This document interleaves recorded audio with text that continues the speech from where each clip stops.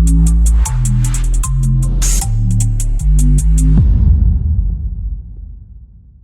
પોલીસની મોટી સફળતા. મહારાષ્ટ્રમાં ઘરફોડ ચોરી કરીને સુરત ભાગી આવેલા 3 આરોપીઓ રૂપિયા 12.52 લાખના મુદ્દામાલ સાથે ઝડપાયા. સુરત શહેરના સારોલી પોલીસ સ્ટેશનની ટીમે એક મોટી કાર્યવાહી કરતા મહારાષ્ટ્રના પાલઘર જિલ્લાના ડહાણુ તાલુકાના કાસા પોલીસ સ્ટેશન વિસ્તારમાં થયેલી 2 મોટી ઘરફોડ ચોરીને ભેદ ઉકેલી નાખ્યા. પોલીસે 3 રીઢા ગુનેગારોને સોના ચાંદીના દાગીના અને મોબાઈલ ફોન સહિત કુલ 12,52,765ના મુદ્દામાલ સાથે દબોચી લીધા છે.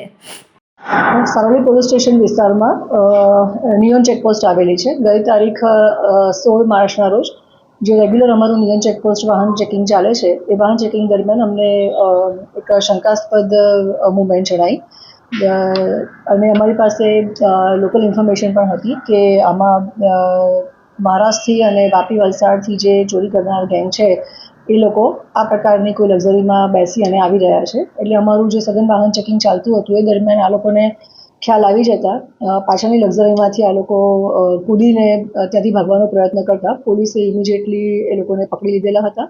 એમની પાસેથી જે મુદ્દામાલ રિકવર કર્યો છે એ આશરે 12.5 લાખ જેટલો છે, જેમાં સોના ચાંદીના દાગીના પણ છે. અને ઇન્ટ્રોગેશન દરમિયાન ખબર પડી છે કે મહારાષ્ટ્ર રાજ્યના જે પાલઘર જિલ્લો છે ત્યાંનું ડહાણુ તાલુકાના કાસા પોલીસ સ્ટેશન વિસ્તારમાં 2 ફરિયાદ દાખલ થઈ છે ઘરફોડની.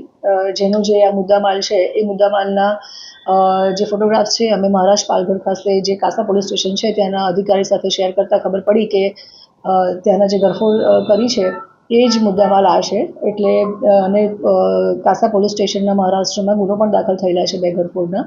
એના આધારે આ ત્રણેય જે આરોપી છે જેનું નામ છે રાજેશ મદનલાલ માલવી, જેની ઉંમર છે 29 વર્ષ, જે મજૂરી કામ કરે છે, જે ગામ ચડોલી તાલુકો નીમચ અને મધ્યપ્રદેશનો રહેવાસી છે. બીજો આરોપી છે દિલખુશ ઉર્ફે દિલ્લુ પપ્પુ બાછડા કર્માવત, જેની ઉંમર 23 વર્ષ છે, જે મજૂરી કામ કરે છે અને જે પીપલિયા રૂડીરાવજી થાના મનાસા મધ્યપ્રદેશમાં રહે છે. ત્રીજો આરોપી છે જે અંકિત મુકેશભાઈ ગોદાવન, જેની ઉંમર 25 વર્ષ છે, જે મજૂરી કામ કરે છે અને જે ગામ સડોલી થાના નીમચ મધ્યપ્રદેશમાં રહે છે.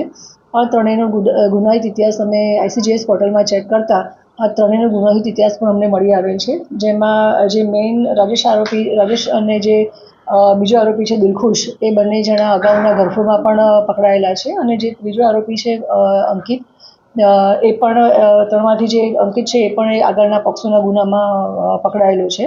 સો જે અત્યારે આપણે ટેકનોલોજીનો યુઝ કરી રહ્યા છે ડિપાર્ટમેન્ટમાં, એમાં પણ ICGS પોર્ટલમાંથી અમને એમનો આગળનો ગુનાહિત ઇતિહાસ મળેલો છે, જેના આધારે અમે આ લોકોને અટક કરેલી છે. મુદ્દામાલ પણ અમે રિકવર કર્યો છે. અને નિયોન ચેકપોસ્ટ જે સારોલી પોલીસ સ્ટેશનમાં લાગે છે ત્યાંના જે PI છે સંદીપ વેકરિયા, ત્યાંના જે અમારો સર્વેલન્સનો સ્ટાફ છે PSI ધનંજય, સર્વેલન્સ PSI મેદપરા છે, બીજા અમારો ત્યાં જે રેગ્યુલર નિયોન ચેકપોસ્ટ ઉપર ચાલે છે વાહન ચેકિંગ, એમાં જે એમની શિફ્ટ હતી એ વિપુલસિંહ અને વિલેશભાઈએ બહુ જ એલર્ટનેસ બતાવી અને વાહન ચેકિંગ દરમિયાન આ સરસ ડિટેક્શન અમારું થયેલું છે. જે સંદર્ભે અમે ત્યાં જે થાના છે કાસા થાના, ત્યાં પણ આ માહિતી શેર કરી છે અને આરોપીને પણ અમે હેન્ડઓવર કરીશું. કેમેરામેન સેનલ વિરાણી સાથે વિશાલ છેઠા, માનવ પ્રભા ન્યૂઝ, સુરત. અમારા વિડીયોની નવી અપડેટ મેળવવા માટે સબસ્ક્રાઇબ કરો માનવ પ્રભા ન્યૂઝ ચેનલને. બેલ આઇકન ક્લિક કરો લેટેસ્ટ વિડીયો સૌથી પહેલા મેળવવા માટે.